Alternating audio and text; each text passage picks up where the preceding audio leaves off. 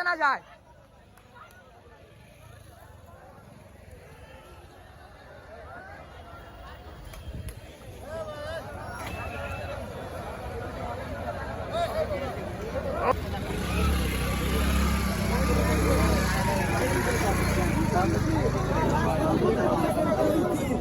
কথা কি লিখা নেই কি স্যার আমরা পড়তেছি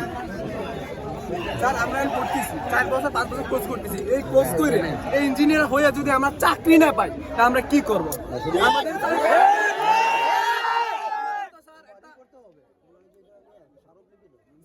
তারা এসএসসি পাস করে আমাদের গোটাটা 4 বছর যেটা আমরা পড়তেছি